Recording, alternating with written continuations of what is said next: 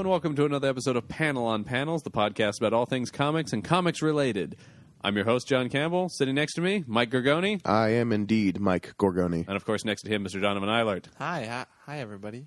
Wow, and we're continuing to disappoint without the foreign language greetings. I told you. I set the expectations last time. You know this. I wasn't expecting it this time, John. I was still. Wow. John, Because that sense of disappointment is still echoing from before. That's what I want. I was thinking, want to bring you guys down. I was thinking maybe he was so broken by our disappointment last time that he said, "You know what? I'm Please look at him. That is the face of a monster. That's my face. It's just cold. Mm. He's got that, just that sociopathic glaze over his eyes. Yeah, I put it on every morning. Sociopathic glaze. That'd be a great name for a donut shop. What volume do you? Would buy it be that? a great name or a awful name? Well, if you're open Sociopathic glaze all night? Look, you might get donuts or you might get killed. I don't know. It could go either way. I read about there's a donut and tea shop in Boston called Glazed and Infused. Oh, That's a beautiful name. That's better than sociopathic. You own glaze. this place? I own stock in this small independent coffee shop You in have Boston. Yeah. So our topic today is a little bit different because we're taking a turn away from the big two that we kind of have normally been talking about. I think we even did an episode about the big two. who are they again? I don't know. Image and Dark Horse. Yeah, that's it. No, of course we're talking about Marvel and DC, but today we are No, we're not talking about No, Marvel that's and DC. exactly it. We are not talking about that today. We're talking about everybody else, pretty much. Everybody else? What does that I mean? mean, we're opening it up to everybody else. Oh, okay. We don't have to talk about everybody else. Because, I mean, there are going to be people that we don't talk we about today. apologize in advance. Yeah, I don't want to see a bunch of comments like "you forgot," blah blah blah. And only one of them will be on purpose. And that they know who they are. Bastards. They know what they did. Summer of 06, that's all I'm saying. Ooh. Yeah, look it up, guys. So we read a wide variety of comics. I know maybe in the first couple, the reason we did this episode is because we sort of realized that we've been talking a lot about the more mainstream books, the Your Batmans, your Supermans. yeah, the super Yes, Spider-Mans. DC? mainstream The first two are from DC? superhero comics. Yes. But we, as comic fans, we like a whole wide variety of Don't stuff. cop that attitude with me, Donovan. I'm just saying, you in an episode where you bashed on DC just listed two before you listed your Spider-Mans. The Spider-Mans? Spider-Mans. Yeah, Yeah. it's a family. Well, it kind of is at this point. Yeah, I know, the Spider-Man family. That's true. But no, we like a whole wide variety of comics as Good ones, bad consumers ones? in the medium. Yeah, particularly the bad ones. That's what we're here to talk about, right? Yeah. No. Oh, really? What, did you No. prepare good ones? Uh-oh. Yeah. It's going to be very awkward. I need to put away these notes. I think we're going to have to stop recording. Guys, we only talk about good comics here. Oh. Only ever good comics. Forgot about Right? Mm. Pretty sure? Death of Superman, Clone Saga? Yeah. Only good comics. Yeah. Only good ones. Yeah. Howard the Duck. We love him. Yeah. No, he's great. Yeah. He's our mascot, right? No. He's our avatar. Oh, right, because of the legal The thing, yeah. because Well, what of if you the- look like right. Howard the Duck? If I've you had look- surgery, Donovan. You don't need to bring this up again. That's how committed he is to this show, damn it. He is Howard the Duck now. Yeah, the beak is very attractive. Yeah. I try. Makes it hard to get on mic with the beak, but You sits know, back a ways. you put the cone around the head, you get a good amplification, and it works out. yeah, I mean, we figured it out. That's what's We just important. went off on a tangent about how I surgically altered myself into Howard the Duck. What are we talking about today, John? We are talking about indie books. Indie books. Indiana Yes. Jones. Ooh. I love Indiana Jones. What now? That's what we're doing today? Indiana Jones? Comic books, yeah. There are Please say Indiana Jones that. comic Please books. say that your list is just Indiana Jones comics. I mean, they've I been would going be on so since happy. 1981. There's a lot to talk about. That's why we're Actually, doing this the is a whole little episode. bit of a tangent, but does Dark Horse, they no longer have No, they Indiana do. Jones either. No, they don't. They couldn't Yeah. have, because all of Lucasfilm got sold to Disney. Well, they were Indiana Jones comics were Marvel, then they're Dark Horse, and I believe as of Same still- thing with Star Wars, though. But They were Marvel, then they were Dark Horse, and now they're back at Marvel. Are they back at Marvel now? Star Wars is. Oh, then I guess Indiana Jones I probably. mean, it's is got to as well. be. I honestly could not tell you the last Indiana Jones comic book I have ever read. Well, so then this is going to be an awkward show. They don't. Gorgoni. They don't publish nearly as many, I would assume so. Like I couldn't tell you. and I don't know why. Maybe that's what this episode If should be there are about. any Why aren't there current more runs Indiana of- Jones? That's what I thought we were doing. Comics. You said indie comics last week, John. That's what I prepared for. I want Indiana Jones comics. He lends himself perfectly to Sure, reading. sure. No, perfect. you're not wrong. Now I'm just mad. Good. No, Mission let's talk. accomplished. Let's Use talk those about feelings. Let's talk about good indie books. Independent. So we have the big two with Marvel and DC. Who are the big ones for the indie books? I mean, right off the bat, you have guys like Image, IDW, Dark Horse. I mean, Dark Horse was one of the first big ones to spin off of. Sure, I think that was probably the first one to really gain any kind of traction. With or their longevity. spawns. What? Spawn? The Well, that's not a Dark Horse. Whoa, who does Spawn? That's then? Image. Is that Image? Yeah, because that's Whoa, McFarlane. My bad. I thought it started off on Dark Horse though. No. That's Shows how much we know about Spawn comics. I mean, that was like the first. That was the telling first idea. Image character because when McFarlane broke off from Marvel, that was the character he created. Oh. Well, you learn something new about Spawn every day. Yeah, I think Dark Horse was very successful for their spawns very early What on. they Yes. spawned Yes. is what I was saying. Yes. Yeah. Yeah. You were being very Good. We can literal cut all there, this John. out then, and Which just make it is, sound of great. course, the Alien comics and the... Right. I mean, this is an interesting thing. Was that Dark Horse really came to prominence because they bought up a bunch of licenses. I mean, they had the Aliens, the Predators, Terminator. Terminator. Yeah. Yes, I have read Alien versus Terminator versus Predator. And Holy balls, is it crazy? I mean, if you RoboCop as well, because RoboCop versus Terminator also awesome. Frank Excellent. Miller, Walt Simonson. But it was interesting. I think one of the cool things they did was at the time, obviously, Marvel did have characters like Star Wars and Indiana Jones. They had Godzilla, too. Did Marvel have Godzilla? Marvel originally had Godzilla. Dark Horse eventually got it, but... Cool. But I mean, one of the things Dark Horse did was they went after the R-rated stuff, the stuff that that wasn't people weren't making comics of those. Obviously, people made comics that they thought would appeal to kids because that was sort of the market at the time. Screw those kids. Right. I think that was the Dark Horse attitude. not our attitude for the show. No, we. Sure. As we said a couple weeks ago, 6-year-old children are the subscribers. to this That's our podcast. audience, right? Yeah. Yeah, those fucking kids. They're great. Gotta Yeah. love them. You're a fan favorite with the kids. Oh, here, Ronnie. man, me and those kids, we get along so friggin' well. No, but I think that was an interesting thing was that Dark Horse firmly established themselves right from the start as a place for adult comic book readers to show up. And I'm trying to think where they were prior to like DC launching something like Vertigo, because that's another interesting thing as well is that the big two also Well, then you have your imprints of those, yeah. yeah, sort of. I wouldn't call them indie, I guess, at that point because they're more indie-minded books being supported by the Right. money of these big companies. because even stuff like Mark Millar's imprint, Millar World, is Which- technically through Marvel. I just, having bought one of his new books that has the imprint name on the Yes. spine there, that's the first time I'd actually seen Millar World. Millar World printed on a trade, and it kind of, I don't know, it tickled my fancy. Yeah, it's great. I knew that it existed, I just hadn't seen it printed before. Yeah, and I mean, and it's in fact the way it's printed on the book is similar to the Marvel Right, exactly. thing, because it is. I believe they are technically owned by Marvel. I like the I idea think that- they are. Like DC, you walk through their corporate offices and it's beautiful and bright and everybody in nice suits and everything. And then you walk across the street to a much smaller building called Vertigo, where there's a light flickering and Yeah. no receptionist. And Neil Gaiman's just huddled in the corner with a pencil. Oh, no. You see, as you turn a left into the Vertigo offices, there's a long hallway that seems to stretch, farther than it should, really, based on the dimensions of the This building can- outside. yeah, this cannot A light slowly pass building flickering. And then, you see shadows moving to your left and to your right. They're not being cast by anything. And as you pass doors on your left and your right, you see that some of them are open and open up onto tableaus. One of them is just Neil Gaiman huddled in a corner writing and slowly rocking back and forth. The next one is actually an altar to Neil Gaiman being prayed to by a bunch of goth kids. I wonder what interns feel. It's a like when weird they go place. Oh, no, it's it a is. weird place. It's a weird place. Well, for and sure. I always wonder Great too, health benefits, though. Yes, they're very lovely. The HR department, Great Vertigo. dental. But I always wonder about the involvement of DC in Vertigo. Yeah. because they've already sold themselves as well, you can do stuff we can't do. So Yeah. does DC draw the line and be like, you can't do that? I don't think it's a matter of you can't do that, but I think there's still probably some kind of editorial voice behind that. There's some kind of there's a Vertigo style that needs to be Sure. stuck to in a way, because I think there is this kind of a similarity in Vertigo comics. I mean, you see stuff like Hellblazer or Sandman, which are, I mean, different comics for sure, but they definitely represent that gothic kind of thing that you're talking about. Whereas you look at something like Image, and it's just like everything.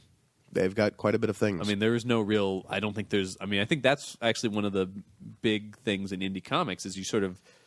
You don't have as clear a like staple of something. You know what I mean? Like we in the last episode we talked about the DC and Marvel styles.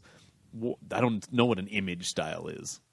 Well, I think with a lot of these indie titles, it's not necessarily a style, but a trend you see is the deconstruction of like the comic book medium, I guess, and like how certain tropes are appropriated by the big two constantly. Yeah. And you have those tropes kind of like turned on their head or twisted by these indie books, and that's where you get like some of the really interesting books out there. Yeah, and this is something I actually want to talk about, which is indie. When we talk about the indie books, there are indie superheroes still. Oh yeah. And then I kind of want to talk about those. What some of these interesting takes on, because obviously Can we take a moment to talk about Battle Pope? Of course we can talk about Great. Battle Pope. Gorgoni, take the stage. Do you guys know what Battle Pope is? I do know what Battle Pope is, Okay. but please I've not enlighten read Battle Pope. our listeners Sad now. to the Battle Pope is exploits of Battle Pope. one of the other comics written by The Walking Dead's Robert Kirkman. Robert Kirkman. It's about the Pope fighting evil. What kinds of evil? Like All Buffy sorts. kinds of No, evil? more cosmic level threats generally. Okay. Yeah, the big stuff. Yeah, eventually, I believe near the end of the run, he fights God. I think so. Yeah. Yeah. What kind of skill set does he have? Well, he's kind of the Pope, but super powered. General popiness. Popiness? Potpourri? I believe that was a real early Kirkman comic. Yeah. And certainly an interesting one. And we can just talk about Robert Kirkman in general, who's sort of Oh yeah. a huge name if you want to talk about indie comics. What was the other one? The Astounding Wolfman, and Yeah. that one was really good. I Which like is that. a great comic, which is a superhero werewolf. Right. Great idea. It's a really cool idea for a character, which is instead of making, because being a werewolf has always been this like curse of no, you're a werewolf, and this guy uses his superpower. He's fighting crime as a werewolf. I love and he's it. ripping people up as a werewolf. It's a great comic. It's super fun. Yeah, I mean, I think Kirkman. I mean, he's done a little bit of work for like Marvel and stuff, but Has he? Yeah, I mean, he did some of the Marvel Zombies Oh stuff. yeah. Oh really? Yeah, but I mean, Shocker. I can't remember what character he did. He did a little. He dabbled in some other characters too that I can't think of off the top of my head. But I know if you look him up on like the Marvel app, you can search Kirkman and there's some stuff on there that he's written. But he definitely feels like a guy who is very comfortable in the indie world. Well, yeah. I mean, because The Walking Dead is. That juggernaut. Yeah, I mean that is a juggernaut in the indie world. A seemingly never-ending saga of. Why should it end, John? Well, as Kirkman said, the worst part of any zombie movie is the ending. There really is no. I mean, what's a good ending to a zombie movie? It's Everybody either, dies. Well, either everybody dies or they just keep moving on. There's no real super satisfactory ending to one of these movies. They cure the zombie virus. Yeah, and that's always kind of like a Or they bullshit kill concept. all the zombies. But it's not always a virus, though. Sure, sometimes it's voodoo. But I mean, the like other the option is voodoo some kind of option more. eradication of zombies, which none of those are particularly great options. So he's just written a story that never ends. Sure, yeah. Because why not? And he's 120 plus issues Sure, in. yeah. I don't see it This stopping. is the zombie that never ends. Well, and I think coming back to a point Gorgoni usually makes, I think he's trying to build a book that could kill a zombie. If Have you it was seen some of collected. these compendiums? Oh, of it? Exactly. they're great. And that's the idea. You can brain a man with these, Uh-huh. and if there's one thing I love, it's a book you can kill a man with. Yeah. Or a zombie has done it. Or Yeah, even exactly. easier. Yeah. It's a defense Their skulls are a bit squishier. tool. That's very true. So we've talked a little bit about Dark Horse being the first one. We've talked about Image. We're IDW. We talked about. I love me some IDW. I feel like IDW is kind of a little bit more where Dark Horse was in its beginnings. They are primarily license based. As of right now, yeah. Yeah, but interesting and cool licenses. Oh, yeah. I mean they have Star Trek. They have Transformers. They have G.I. Joe. Near and dear to my heart, John. Godzilla. Of course, they have Godzilla. When did They have get 'em? Godzilla. When did they get Godzilla? Let's see. Dark Horse gave him up a few years ago, I want to say. It was before the whole new Gareth Edwards movie thing. Sure. Yeah, they've had him for a little while. Yeah, and they've produced some great Godzilla books. Half Century War is... Yeah, you've spoken of this many Oh, times. man, I really need to get a hardcover of that because I only own it digitally right now. Just so I can give it to you guys and be like, this is a great comic book. I know it has Godzilla on it, but it's also a legitimately great comic book. I would read it. It's 5 issues of bliss. Like, between the art and the writing, that comic book is just amazing. It came out in 2012, I believe. Okay, yeah. But I think IDW has done a really good job of buying these licenses and then making comics that are very true to the voice of these things. And some of them that are just fun. I mean, the Star Trek Doctor Who crossover thing. Oh, it's great. Yeah. That was really fantastic. Yeah, I mean, that's another one. They have Doctor Who as well. We didn't mention that. I love me some Doctor Who. Yeah, and there's some really fun Doctor Who comics. But yeah, the crossing over Star Trek: The Next Generation and Doctor Who is fantastic. Sure. What a fun story. It's Cybermen and Borg become one thing. Like, It's so scary. yeah, it's a That's my terrifying, biggest nightmare. an awesome thing. And also, Wait, like, snakes. their ongoing Star Trek book currently in the Abrams universe that's sort of bridging That the gap idea between is so movies. cool. Like how they're taking the old episode ideas in the Abrams universe, I think is so interesting they're and cool. Sort of, Blows I my mean, mind. there are also original stories as well. Sure, yeah. Because they've just added Q into that universe. Oh, joy. Which is a lot of fun, and those are actually being supervised by Bob Orsi, who wrote the movies. So those are really fun, and they're actually considered canon and stuff. And they did an origin story For any given limit of canon. Well, I mean, For now. Sure, yeah. things like Star we've Trek. learned that Things like nothing's Star Trek canon. are much easier to put into canon because it's so mission based. Yeah. As opposed to something, I think Star Wars is a lot harder. Yeah. John, I've been burned before. My Mandalorians, where hath thou gone?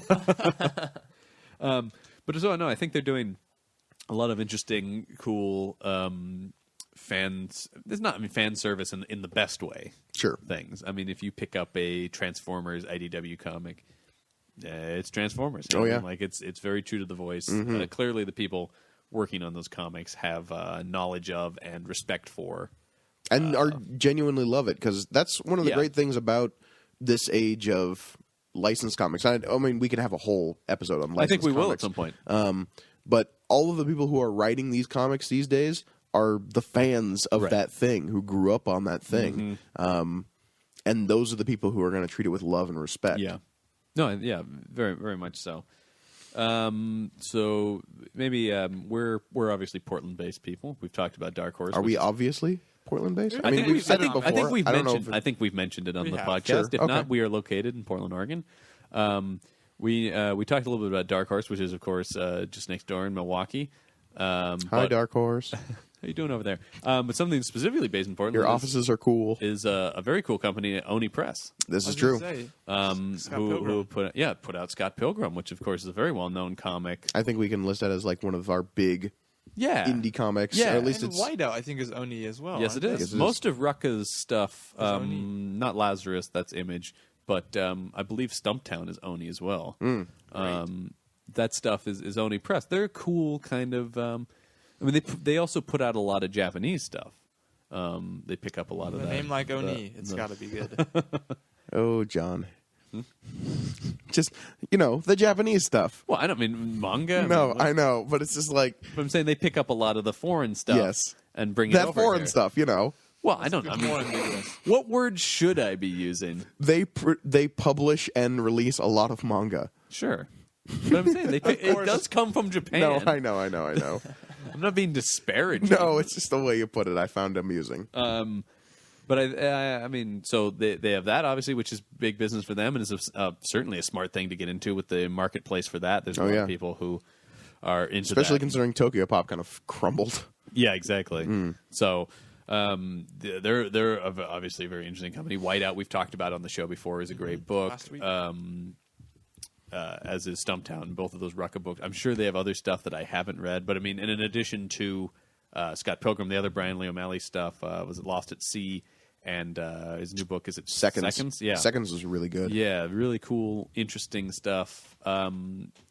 Fitting into that same kind of thing that we talked about with a lot of indie comics, which is just cool, interesting people who get to do more original stuff than working for sort of the mainstream titles, which I think is that. I mean, I want to talk about some of the appeals of indie books, why they are so awesome to us, and I think that is one of them. Is we get to see. Do you think a more personal side of these creators? Because a lot of people work for both. I mean, a lot of people who work at Marvel and DC also have creator-owned books at Image or Dark Horse or Oni Press or any of these other ones. I think there's a bit of a personal touch there for sure. Mm-hmm. I also think there's a sort of refreshment of, we know if we're reading Marvel, they're always going to have Captain America and Iron Man and things like that. And they're not always bringing in new stuff because they have so many existing titles already. Yeah. Where with one-offs and special edition things and new ideas, I don't know, I like to pick up one of each when I go to a comic book store because I like something completely different, not sanctioned by, well, this is the Marvel spectrum of things or this is the DC spectrum of things. Yeah, I think there's an unpredictability to them in that way of I don't know what I'm going to get when I open up this book, as opposed to going, well, I understand what a Captain America comic is, and while there are cool different variations of it, and you're still dealing with these characters, I'm going to see this. But when I open this up, I'm entering a whole new world that I've never seen before when I pick up something like Saga, and I don't know these characters in this world. That's why I always like, in Barnes & Noble specifically, they always have it like sectioned into four distinct sections. Mm-hmm. You've got the manga, which is like one half of the shelf. The Japanese stuff. Sure, the Japanese stuff, John Campbell put. Right, the foreign market, if you will. Yes. Then you've got your Marvel and your DC, and those are like two distinct shelves because you can't have those mixing. Yeah, if you do. And then you have blasphemy. Everything else, right? Which is like all of the indie titles. You've got Dark Horse, you've got Image, you've got Boom, you've got IDW, Dynamite, every other publisher under the sun.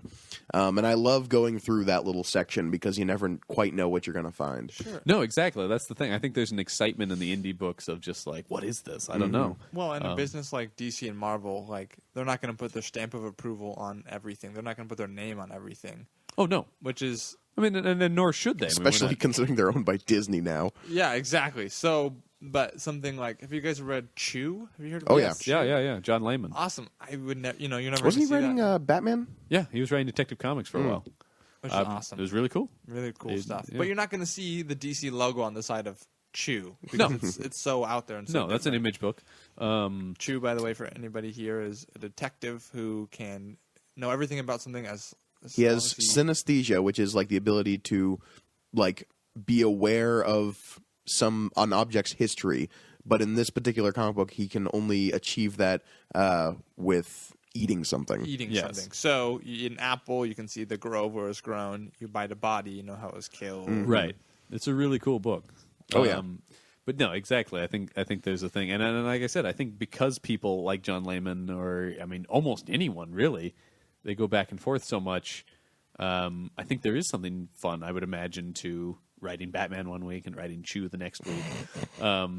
People like Bendis as well. I mean, he can write the Avengers, and then he can go write Powers. He can write everything all at once for some reason. I imagine that keeps you exciting. Yeah, I mean, I've heard him talk about that it's just like he can wake up and go, what kind of mood am I in today? Do I write X-Men? Yeah.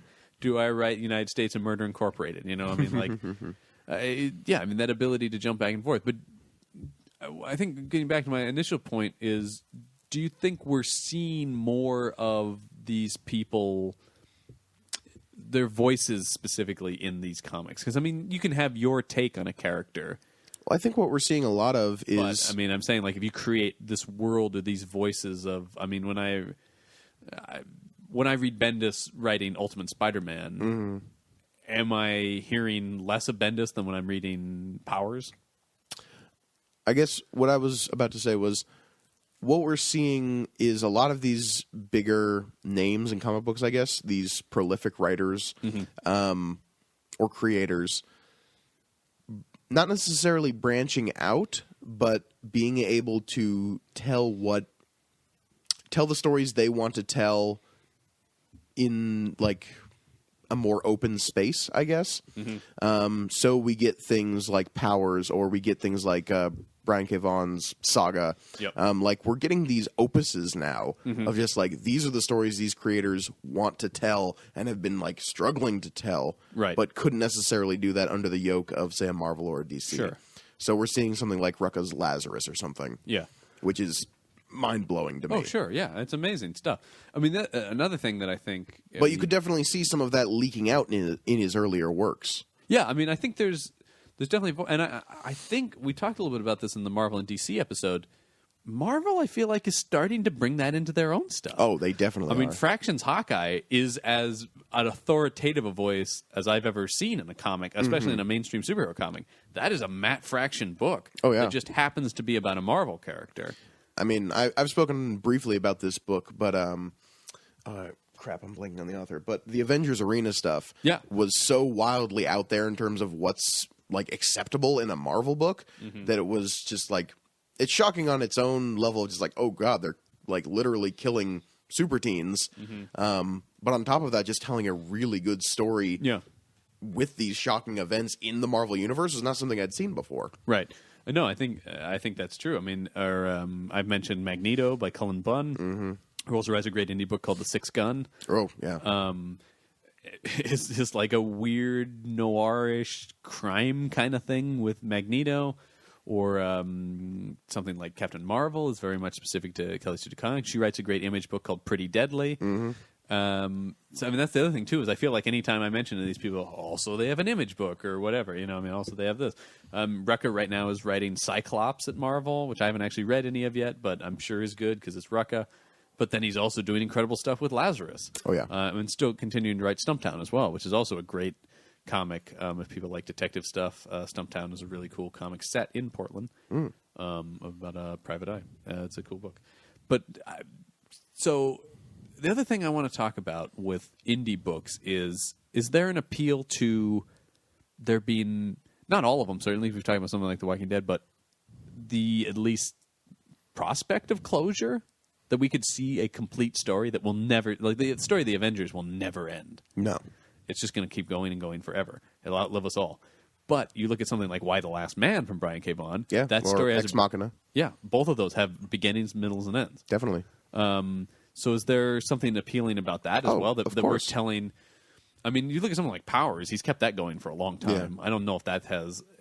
Who knows if he has an end inside? I always thought that, like, I feel like that book has an end. I just don't know what it is. Yeah. No, I mean, it's definitely had arcs and eras within it. But I think certainly the Brian K. Vaughan stuff, because I'm sure he's got, I mean, something in mind for the end of Saga. It feels like it's going somewhere. Oh, that's, I mean, a saga is an encapsulated story. Yeah. So, yes, I have a feeling that book is definitely going to come to some kind of end. How long that's going to take, I don't know. I hope it's not anytime soon. Yeah. Right. Yeah, no, I mean, that's an amazing book, and I'm sure he's going to keep it going. Garth Ennis's Preacher, I've talked about on the show before. That definitely has a beginning, middle, and end. I mean, there's definitely appeal to having a singular story being told, and we just don't get that in the like mainstream superhero comics because they can't. And you get them in arcs. You get them in... Sure, but you're never going to get the end of the story. Sure. Like, it's never going to say the end, I feel like. And then that's just it. The comic stops. Whenever you see the end in a Marvel or DC book, it's like, oh, that's because they're relaunching it next month. Sure. Right. Yeah, this is the end of this story. Right. We just had Brewbreaker finish up Fatale. That's now done. Oh, man. I got to finish that then. It's a very cool book as well. But, I mean, yeah, there is something cool about that. It feels like, we're going somewhere. Yeah. I'm going to be rewarded in some way for having followed this. That's different than the way you're rewarded in a Marvel comic. Well, with the mainstream superhero ones, you like the continuing adventures. You like following along. Well, that's what I'm saying. Like these escapades. One of the rewards of reading those is going like 10 years later, going like, I remember that. You referenced that thing. Oh, this villain that I remember that I loved is great. So yeah, there is sort of a. But having that singular experience can be like really wonderful. Yeah, especially. I mean, you have the ones that are just like, okay, this is like 12 trades, but then you have the ones that are just like, it's a single trade paperback. That's the story. Yeah, these just like miniseries. Right. Millar's done quite a few of those. Definitely. Kingsman being the big one that's recent. Yeah. Yeah, he also did a great one called Super Crooks. It's like Ocean's 11 with superpowers. It's a very cool book. Nemesis. Yeah. Is also him. I mean, and even he just finished up Kick-Ass. I mean, Kick-Ass is done now. Is Kick-Ass done now? Because quite honestly, I was shocked that the second and third one happened. Yeah, no, I mean, there's a trilogy of Kick-Ass stories, and that's the end of it. I mean, I don't know about the world of Kick-Ass. Like, I wouldn't be surprised at all if we saw more Hit Girl comics.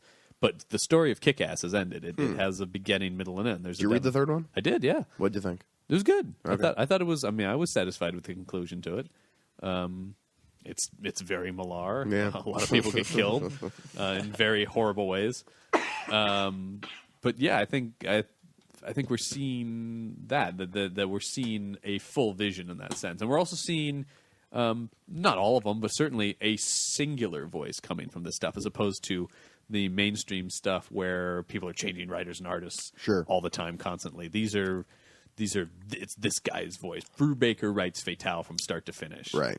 You're not going to have like the editors-in-chief at Marvel or DC or any of these other big publishers breathing down your neck and saying, well, but that's not like, you kind of have to stick with this because of the image. And yeah. And we're not going to suddenly be like, well, I'm done with my story, but Bill Johnson's going to come in and take over. Oh, Bill Johnson. How many books has he ruined?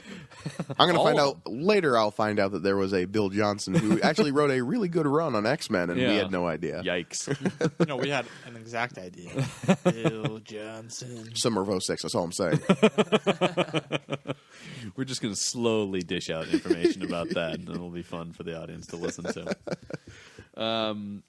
So another thing, certainly, that's an appeal of indie books, or is at least an available option in indie books, is the content. You can up the violence, you can up the sex, the language.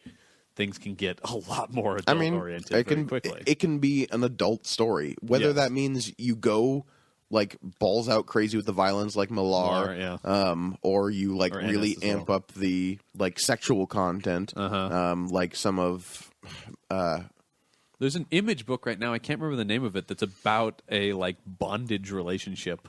And it's I haven't read it, but from what I gather, it's highly sexual. I was going to say also some of Alan Moore's stuff. Sure. Can get very sexual. Was it Lost Girls? There was Lost Girls and his Lovecraft one, Neonomicon, got a little rapey. Yeah. I mean, even some of the League of Extraordinary Gentlemen stuff.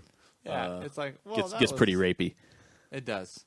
But yeah, I mean, I think it's not so much that like you're just doing it, but that you have the freedom to tell the kind of story that needs to be told. Right. Whatever kind of story you have, there's not. I mean, we can get into a discussion of whether or not like does it need to be told like that, but I mean, it's up to those creators. That's what's kind of freeing and cool about it. As a creator, you have all the tools needed to tell whatever story. Snort there. It's not a snort of derision. I think. No, it was a snort of snot. Yeah, you have the tools to tell whatever kind of story you want to tell. There's a lot more freedom in that sense. Yeah, which is certainly exciting to read. And once again, you can we'd never see something like Saga under no like the rules and provisions of a bigger publisher. No.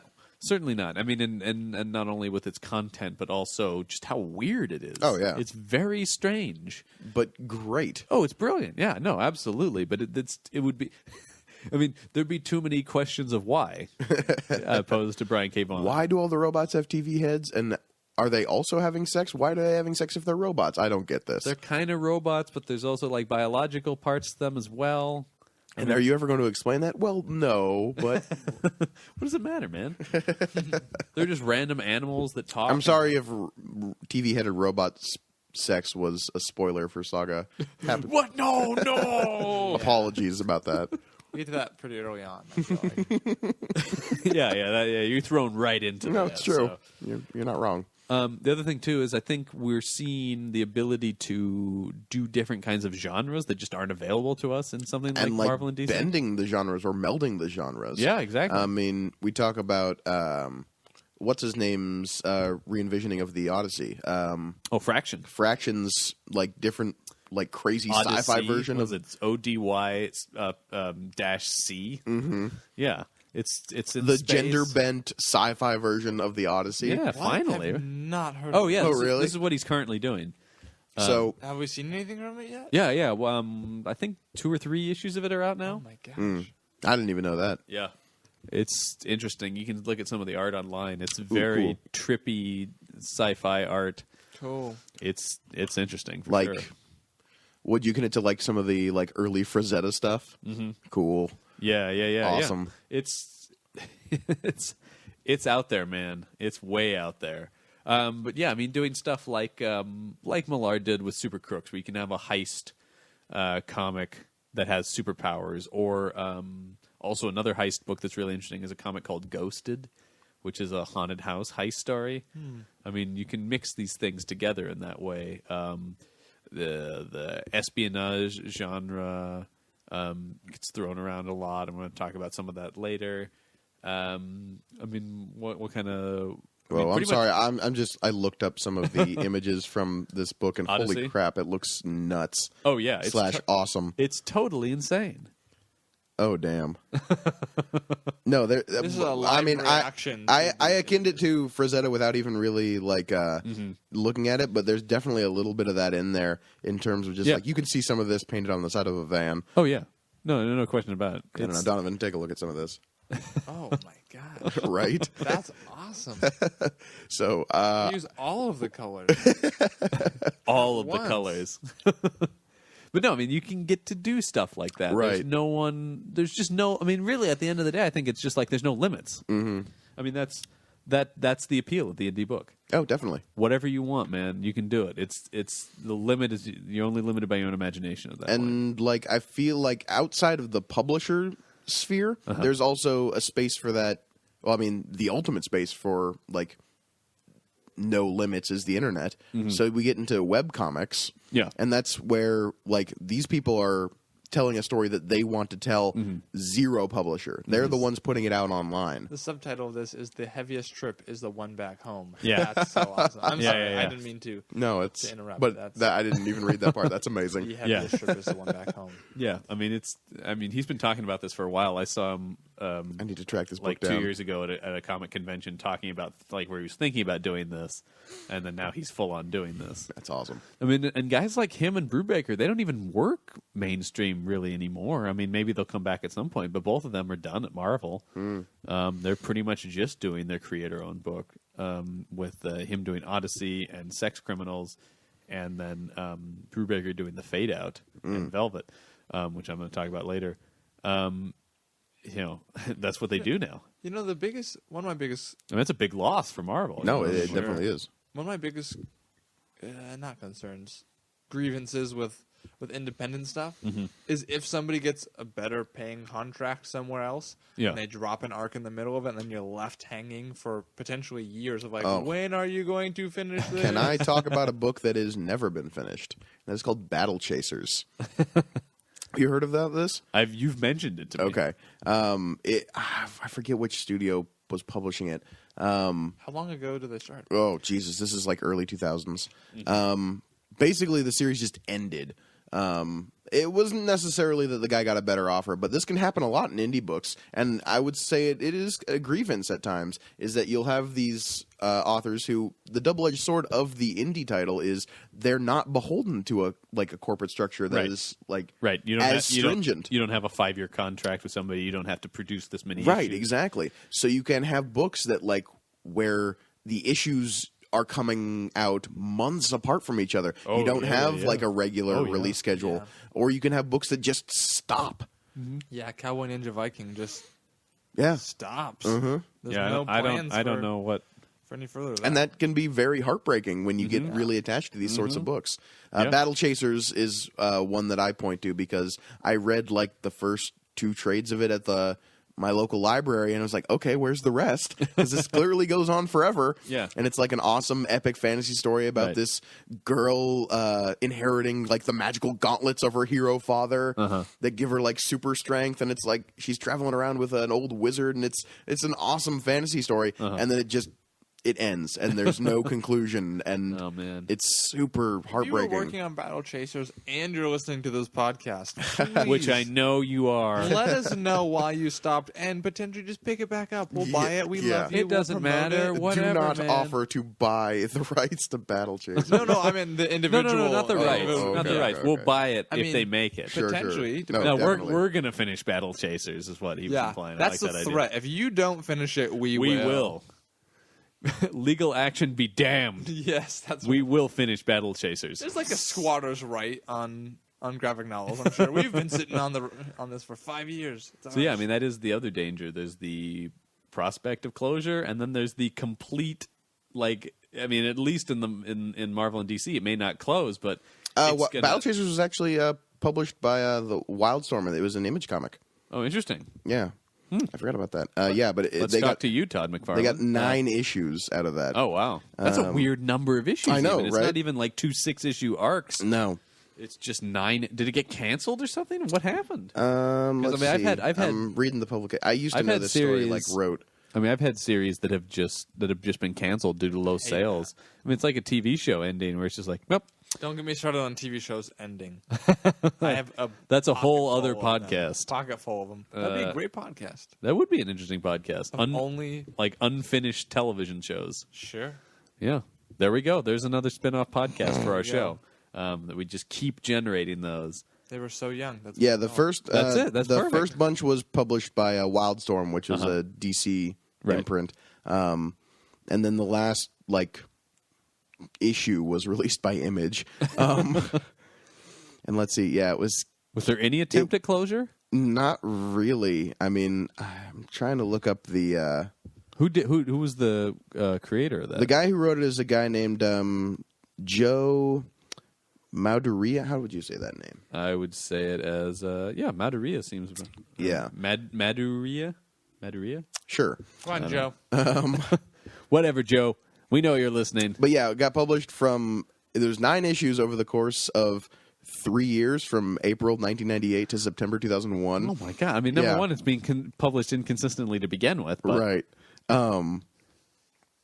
Do you like this? Yeah, Check back in it in 9 suffered months. from extreme scheduling problems with an average of about 6 months between each issue. Oh, good God. Including a delay of 16 months for issue number 7. So it was a nightmare to read it to begin with. Yeah. It seems like. Apparently, it's mostly the creator's working pace that is to blame, according to this Yeah. Wikipedia entry. That's an unacceptable working pace, though. I don't care. I don't know what else he was up to, so I can't really say. I don't care. That's unacceptable. No one is that bad. You just don't work in comics now if you're that bad. Hey, he did some stuff on Uncanny X-Men, so Oh, who hasn't? We got to track him down and see what he's doing. who hasn't? Wow. This is a lot of people have touched. Have you guys read Uncanny my X-Men. Uncanny X-Men that I wrote? Yeah, it's pretty good. Okay, thanks. Yeah. I've been He waiting for did your some feedback. weird stuff with Colossus. I wasn't quite I sure about had that. to. Some really weird I stuff with had to. I had Colossus. people breathing down my neck. Yeah, that was forced upon you. The More whole or relationship less. between him and Lockheed, the little dragon. I don't know. Yeah, Yeah. I don't know. That crossed some lines. No, for no, me. they wanted that. For me personally, they wanted a too far. spin-off of that. Oh, wow. Buddy cop show / Oh. romance piece Whoa. of those two. Wow. But I said, you know what, guys, I gotta pull. I don't know. I might actually read that. Well, now you tell me. Just- now I'm just- out of a job. Just and- out of pure curiosity. You're about a decade too late, John. Dang it, John. I was writing that when I was 12, of course. Oh, yeah, of course. So we've talked about indie books sort of in general. Now, we've each kind of picked a couple that we wanted to spotlight here as we Yes. sort of turn over to our indie book spotlight segment. Indie book spotlight, spotlight in the indie books. Do. Instant on spot jingle. Copyright. There you go. case anybody So else we've each picked 2 that we wanted to talk about. Donovan, do you want to kind of open things up? This was such a hard to was- narrow Yeah, down. I mean, This doesn't have to be our favorites. no, It's I know. Just 2 that we So- kind of. And I picked 2 that I want to put out there and spotlight. Yeah. That's kind of But what I thought. There is a enormous list of indie Yeah. books that Oh, are my me too. favorite. I mean, was an I think issue. we'll be doing more of this Sure, okay. as the show goes along. And this is not the only indie book spotlight episode Okay. that we'll be doing. I accept this. So, Donovan, definitely what do you got for talked your first about one? this a couple times in the show. In fact, I mentioned it earlier, but Cowboy Ninja Viking Oh, yeah. was one that nobody told me anything about. I was at a comic book shop. It said Cowboy Ninja Viking on the cover, so I picked it up. The artwork is fantastic. You find out that it's people who have multiple personality disorder, and the government or some agency puts personas into them that now are fighting, and they become assassins, and then they track down Duncan, who's the main one, to take out all these rogue triplets, is what they call them, because they have 3 personalities. Great. The combination of all the people inside their head interacting with each other, the skill set that doesn't range from just warriors. There's one that's like a personal chef and army instructor. And I believe there's like scuba one diver. that's like a roadie. There's a roadie, yes. An army assassin and like a scuba diver or something. It just is like the most outlandish, wild things. And like I said, the artwork is beautiful. The writing is great. That's an Image title by A.J. Lieberman. Art by Riley Rossmo. Cool. Great stuff. But it's a very cool book. Yeah. I will tell you, like I tell people about most of the things that I love, they get canceled or they just stop. So there's. Do you know what happened? I have no idea. However, I You did hear can't take that the they sky from me. That's exactly right. But in November 2014, they were talking more and more about a movie and potentially cast. Oh, Chris that Pratt. movie is definitely happening. Oh, yeah. Chris Pratt as Duncan. Oh, potentially. baby. Yep. So, I mean, we'll see. Yeah, I mean, Maybe I've that been will hearing, end stuff for they're us. I looking don't for a know. director for that. But if Because what I would hope is that if the movie gains traction, we might see a continuation of the comic. I would hope Yeah, so. for Because sure. there's only 2. There's 2 collected things. Yeah, 2 trades of They're it. fantastic. Very cool. They're so great. They also stop abruptly. Oh, well. Gorgoni, what's the first one you've got? The first one on my list is something from Boom Studios, and that is a series called Fall of Cthulhu. It is written and created by a guy named Michael Allen Nelson, and it's drawn by a bunch of people, but predominantly, like over the course of its run, by a guy named Matt Santuloco. I'm sorry if I'm butchering that name. That's what we do on this podcast. So. It's, Write in. Let us know. Give us phonetic. Yeah, phonetic spellings would be great. But I mean, you guys know that I have a deep and abiding love for H.P. Lovecraft and I am things aware of this. Oh, Elder God. Elder God related or adjacent. I have a deep, Elder God adjacent.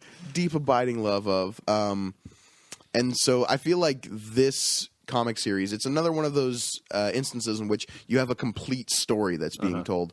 There's actually an omnibus edition coming out in February, I want to say, Oh, cool. that collects all like 6 volumes.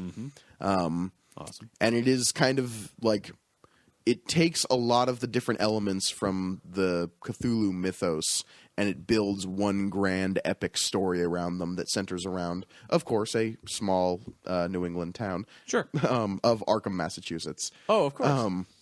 Because why wouldn't it be set there? Of course. But it is just like, if you're a fan of Lovecraft, I feel like this is, I'm not going to say it's the definitive story because that can't, right. No. you cannot contain such madness in one tale.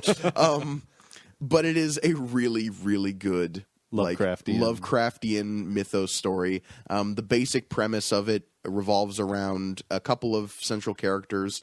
You've got like one of the town sheriffs who's trying to deal with all of this madness going on. You've got this like South American pickpocket girl who like gets trapped in all of this business and making deals with beings who should not be made with deals. And like Is that what they're called? well, she's called the Harlot, and she'll trap you in a box if you're not careful. There you go. And no one wants to get out of the Harlot's boxes, John. Okay. Would you? But yeah, no, it's called Fall of Cthulhu, and it's really, really good. It's not based on anything specific in Lovecraft, just sort of the general mythos. Yeah, it just kind of like takes the mythos that was established by Lovecraft and some of the other like authors who have used his stuff after the fact, and uses a lot of that to build this big narrative. What's interesting about Lovecraft specifically is that a lot of different comic book like publishers have done Lovecraft stuff. I know Image has a pretty good Lovecraft book out that I actually own, I believe. Even Fatal uses some like Lovecraftian very stuff. much so. Very much so. Because Lovecraft is so old, like anyone can use it really. Did you consider public domain? Oh yeah. Cool. All of the Lovecraft stuff is public domain. I don't know if it's necessarily trite per se to like obliquely use Cthulhu in something, but it's definitely done. Cool. Very cool. John, what do you got? So the first one I have is a comic. It's an image book. Both of mine are image books, actually. Oh, of course they are. It's called Velvet. It's by Ed Brubaker and with art by Steve Epting. And it's a comic in the espionage genre, sort of playing on tropes of James Bond while not being a James Bond comic. Cool. Basically, it's about this group called what are they? I believe they're called Arc 7.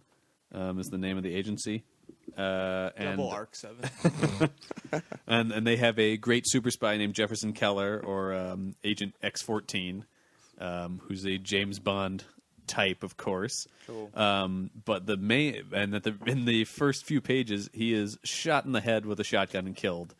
And the main character of the comic is actually this woman named Velvet, who is the director of the agency's secretary. So, Moneypenny. Basically Moneypenny, who has always been in love with the secret agent character, and now is being framed for his murder. Oh, no. And so she has to go on the run, but what people don't know is that she's more than just a secretary and has just as much skills as any of the agents. So it's a cool... It's set in the 70s. Oh, so it's a period piece. It's a period piece, so it feels very much like old-school Bond thrillers. Is it like a contained story? Is it just the one trade? No. There's another. Ongoing? There's a trade out that's currently out, and then there's another trade coming out. The second volume of it's ongoing as she tries to figure out who really killed the secret agent and clear her name as her own agency hunter. It's a really cool comic. If you love Classic spy thriller stuff. Oh yeah, and I mean, if you liked Brubaker's Captain America run, you know how good his espionage writing is. And Steve Epting's art is fantastic. Any of other Brubaker's espionage stuff, or anything, Brubaker. Brubaker can do no wrong in my book, so... also check out Incognito of his, which is a really cool comic about a super villain in the witness protection program. Huh. I want to check out another cool Brubaker. That's kind of awesome. Who's still doing stuff behind the government's back. Donovan, what's your second one? Well, again, there's a long list, but one that I'm currently reading and enjoying is Revival by Tim Seeley. Are you familiar with this, Gorgoni? It is... Please explain. A small town where I think it's something like 27 people wake up from being dead. They have no connection whatsoever, and there's do they? Well, that's the great question.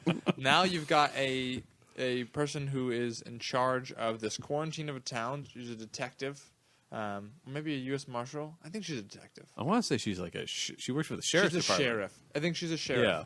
And she is trying to put all these pieces together, manage her life, and also take care of all these people who are now going insane because there's dead people alive, and sometimes they're not the nicest people in the world. Anyways, it is, not to give anything away, but it is amazing. It is beautifully written, beautifully drawn.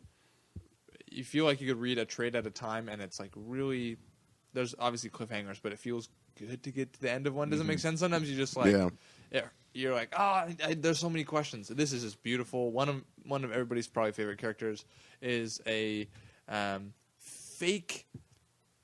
Oh well, he's like I picture him as a street thug who is saying that he is a demonic. Like he wipes out demonic presences, but he's really has no skill or ability at all, and it's just like. Is there like a definite supernatural element to this? I mean, dead people are waking up, in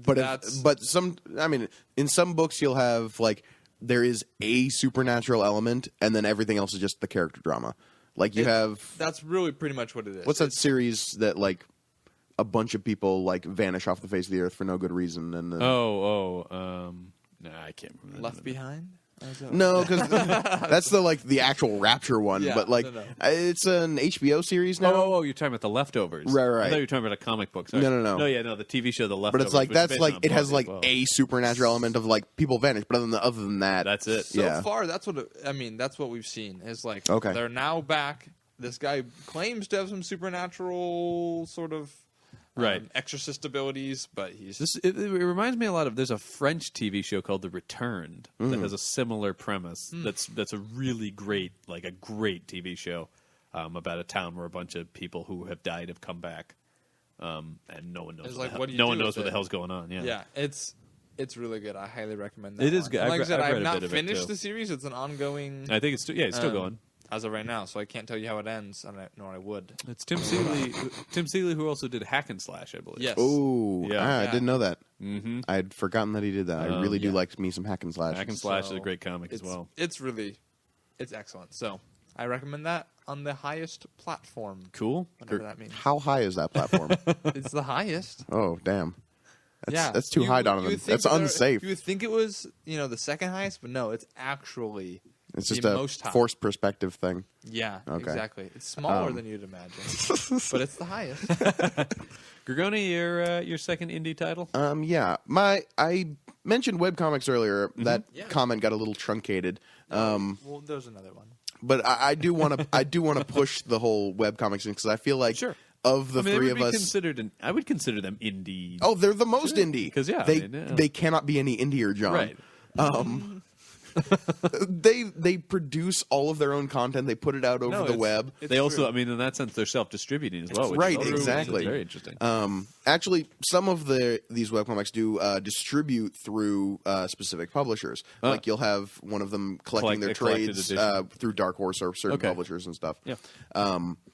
But the one I'd like to talk about is one of my favorite webcomics, and that's Girl Genius. I don't know if you've heard me talk about this in the past. Yes, I have a few of the trades behind me on the shelf. Yeah, too. I've heard you mention the title. I don't really know anything about it, but My interest is piqued. It is what I would definitely say is the quintessential steampunk story. Cool. If you have any passing interest in steampunk, I feel like Girl Genius nails that aesthetic to such an extent. more than Wild Wild West. Yes, more than Wild Wild West. I don't know if I could listen to the rest of what you're about to say. But no, Girl Genius is a period piece set in like an alternate history in which you have these mad geniuses, which are called sparks, kind of running amok in Europe, and like you have these people capable of making these giant mechanical monstrosities, basically being robber barons across the nations, and like this one girl may or may not be the heir apparent to this like dynasty of mad geniuses. Cool. And it's like a really fun story. They're all available for free online. You can go to Girl Genius For free. to go to girlgenius.net right now, and you can start reading it. Wait a minute, you're plugging them? They didn't give us any money. I know, but I love this comic Well, so we don't have much. to give them any money. so well, That's one of the cool things I guess about I guess fair trade there. about webcomics specifically is that there is no like barrier to entry. Like with a lot of these webcomics, you can just send somebody to a website, get them on the first like page of the comic, and they can just start reading. You don't have to go out and buy a trade paperback. You don't have to track these comics down. They are all right there on the internet. Very cool. Yeah. That's true. So I will be talking at length more about webcomics in the future. Go for and it. we're gonna have a webcomic special. I think we are going to do a I'm going to webcomic try to episode, force you yeah. guys to read some I've webcomics. been starting to do some research. So I don't know. I'm I don't know very in what excited. format that'll take, but we will definitely be touching on webcomics in a. But yeah, for an Girl episode. Genius is definitely up there in terms of my favorite webcomics. Cool. All right. My last one is my favorite title of a comic since Sex Criminals, and it's called Southern Bastards. Nice. And it's written by You like Jason the Aaron. subtle ones, John. Yeah, I do. I like knowing what I'm in for when I pick up a book. You know, it's by Jason Aaron, written by. Now Jason I know Aaron. they're bastards, but where are they from? Ooh. Yeah, that's exactly the question I asked. It's written by Jason Aaron, it's drawn by Jason Latour. Oh shit! I forgot to mention who draws and go for it, go writes for it. Girl Genius. That's a duo. Phil and Kaya Folio are the tandem writer / artists of Awesome. Now that. you know. I We did apologize give to the Folios. well, we you did people give are you amazing. A web address. Hopefully That's you're, true. you're there That's true. now. While you're listening, That's true. you're We now have on. very much plugged this. Girl I Genius. apologize. No, that's perfectly fine. Now what we have to do is flip that and put that back in before to make it sound like Are you willing to put in the work to do that? no, because you're listening to this podcast right now and knowing that I didn't. So There you go. Southern Bastards is an awesome deep-fried crime story. Does it describe that in a quote on the back of the book, John? I've heard other stuff like it described like that. Wait. Southern Fried Grit. Oh, there we go. Says Rick Remender. Rick.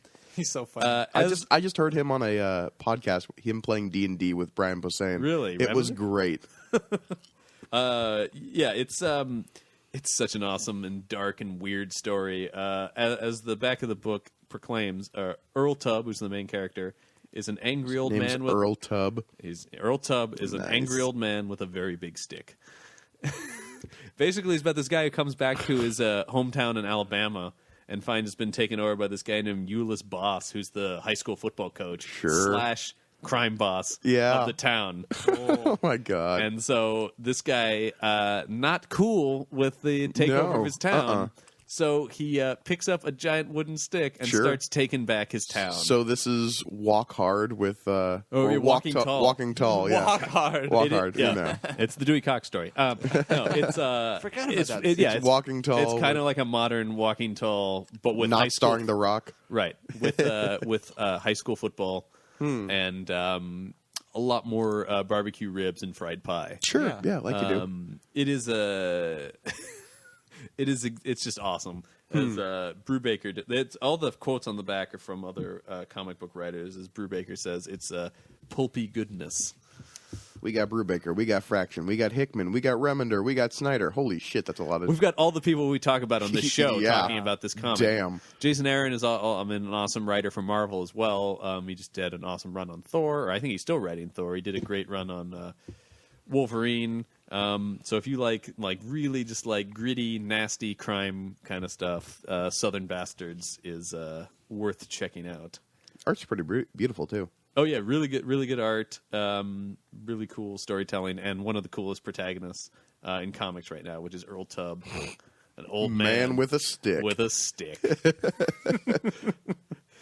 So I think that does it for our recommendation segment as we wrap up our discussion of indie books. For now, we'll be talking more about indie books in the future. Definitely.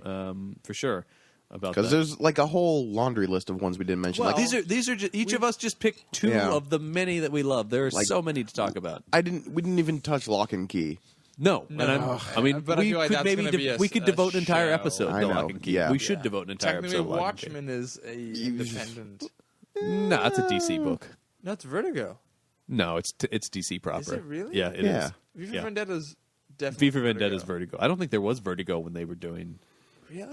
No. Don't listen to anything I say. If on you the buy show. that, it just flat out says DC. I mean, has anyone been listening to anything you say on the show? I You just like- supported DC. It's like a blank. I just tuned Donovan out, and then It's it's just like white noise, and I wait for it to mute and I like mute your, out, and then I your start talking. reactions to the white noise. Yeah. It's like Garfield minus Garfield. Yeah, it's exactly like that.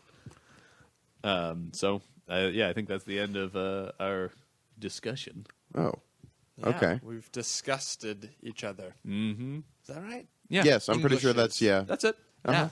Great. Well, thank you so much for listening, everybody. And if you like what we do, please subscribe to us on iTunes so we can keep this going. Also, check us out on Twitter, on Facebook, and through, if you have something personal to say to us, through email. What are we on Twitter? Our Twitter is @PanelOnPanels. Oh, cool. Our Facebook is Panel on Panels. Really? And our email is panelonpanels@gmail.com. Yeah. Again, for something, if you don't want to discuss it, Please in feel the free to comment send us section. any questions, comments, concerns, Yeah. love letters, fan art. Yes, fan art. We also we'll have a comment section below each of these podcasts on iTunes and on our website. Which, so be please, warned, we do read. we will love whatever you say. Let's not say that. We want to see. What Why you are have to you say. opening ourselves up to this? Oh God, I'm a gentle soul. Please. Yes. Please, Grigoni can't take it if well, you're we mean. assume that everything's gonna be lovely and nice. Yeah, you do. Yeah, that's. You have a much more positive attitude about this than I do. I have a cotton candy life. That's fine. Gee, have you not met the sociopaths that live on the internet? Bring it on, sociopaths. I'm sure there. No, are why would you say that? No, I'm sure there are no Only sociopaths who read sociopaths. comics. Please target Donovan. Yeah. Please, whatever you have to say, I'll read it. All comments towards Donovan. I will send my mom after you if you are unkind. So, thank you, sociopath. Oh, I've met Donovan's mom. You do not want that. Yeah. Nope. You do not want. 5'2" and all spunk. So Ew. spunky. Oh no. Moxie. Sure. Okay. Oh boy. Well, that was awkward.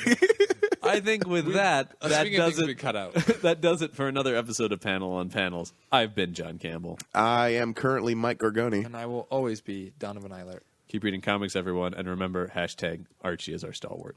Archie is our stalwart.